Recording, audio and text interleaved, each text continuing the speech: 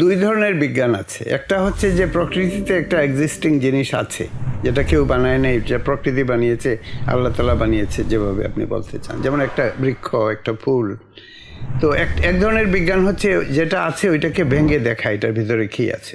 যেমন একটা পাতা আছে, পাতার একটা গাছ আছে, ওইটার পাতাকে আমরা ছিঁড়ে পাতাটাকে আরেক জায়গায় লাগিয়ে দিলাম। তো এক ধরনের গাছ আছে যে ওই পাতা আবার শিকড় গজাবে, পাতা থেকেই আরেকটা গাছ হয়ে যাবে।